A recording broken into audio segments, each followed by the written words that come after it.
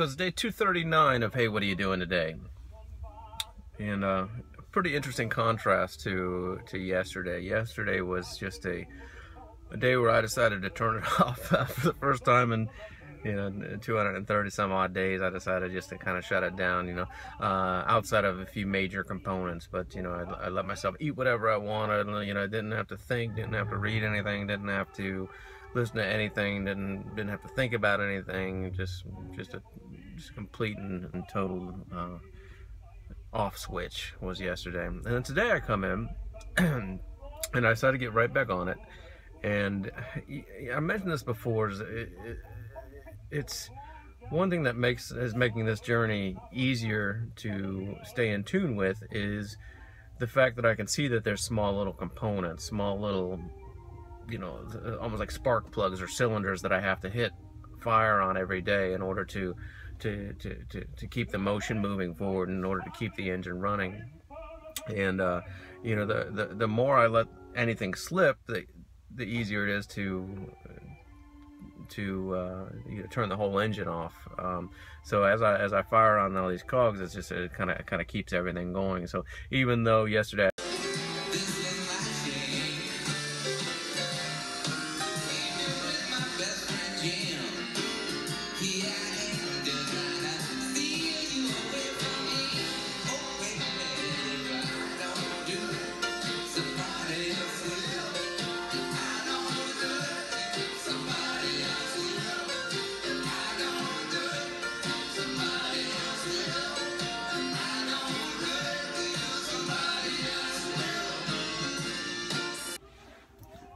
I guess I should really start putting my phone on Do Not Disturb when I'm making these goofy little videos. But anyway, yeah, that's the element of things that keeps things going. And the more strict I am with maintaining firing on those cylinders, the more success I have with this endeavor. The more information that comes to me, the more I'm able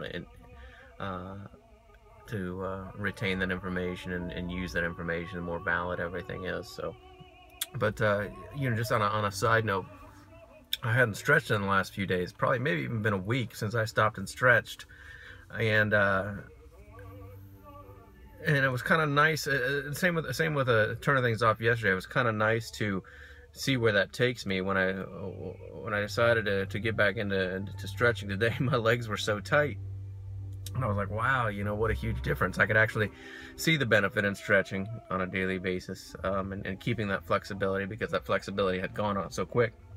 What was nice is once I stretched out, the flexibility that I had came back relatively quickly. But it validifies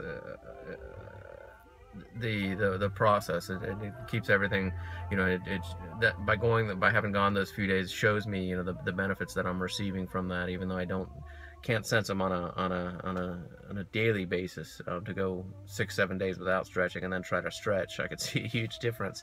And the same thing with yesterday, kind of falling off. It's almost like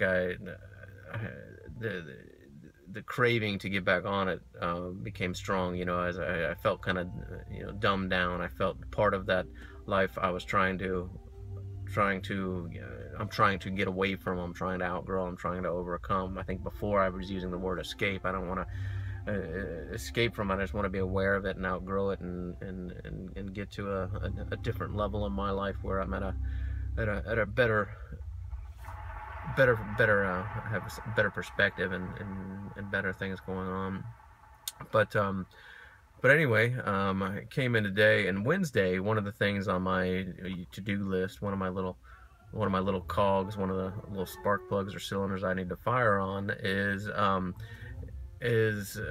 it just says religious service. That's what it says on my list of things that I need to check off, and I'm totally open to any of it. I haven't, as I've done throughout this whole endeavor, I've tried to keep things as open as possible. But religious endeavor is religious service is experiencing some kind of religious service, whether that be, hearing someone talk about Buddhism, hearing someone talk about Islam, hearing someone talk about Christianity, whatever the case might be. It's not defined by that. It's just some kind of religious service, one day a week. And you know, I have a Christian background, and I've been kind of drawn to a Christian element with this, and I keep going back to the same person, actually, the same pastor, and listening to one of his sermons to complete this goal, and some very powerful stuff has come out of that. And today he was talking about King Solomon and the Proverbs. And you know, I know very little about the Bible, and you know, Christianity. I was raised Christian, but it was, you know, something that I turned off at a very early age. Never really opened up to, and kind of maintained that throughout my life. But he was so I know very little about the religion I was raised with. But beyond that, he was talking about Proverbs. He was talking about King Solomon, and a little bit that I know about King Solomon, I believe he was maybe the richest man of all time, in terms of, you know, his specific situation in the world, and his wealth in the world. I believe I heard somewhere that an Egyptian princess, and I can't specifically quote anything on this, but some Egyptian royalty went and visited his kingdom, and was so awestruck by his wealth that it was like nothing that they had ever seen before. And this is somebody that is from a very high echelon of wealth, and they walked into his palace and were just amazed. But the information today was, you know, King Solomon apparently was asked by God, you know, if I could give you one thing, what do you want? And his answer was wisdom. And through that wisdom came everything. Came, as you know, the relationships, his wealth, his kingdom, all came from that wisdom. And the gentleman that was talking went on to elaborate on that, and how valid and how powerful wisdom is. Also the fact that you know, his thought was that if we stop learning, that's when we, you know,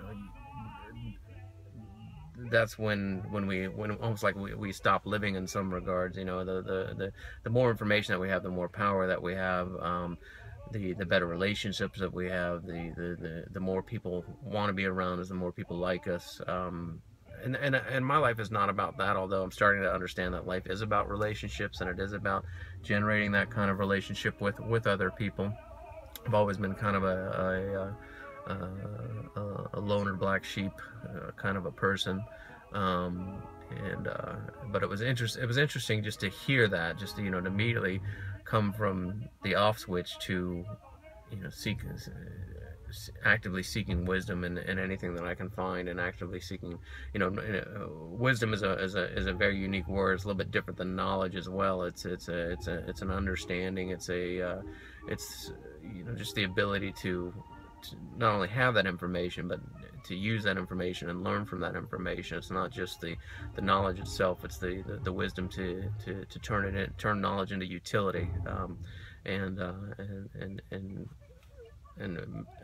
make me stronger or better from it.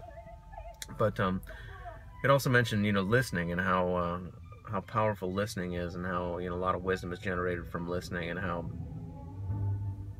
you know, just a lot of different elements. And a very good talk, and very encouraging to maintain that quest. I had mentioned knowledge, but I think that I need to change that word to wisdom now. It's something I learned today, that there is a difference between those two.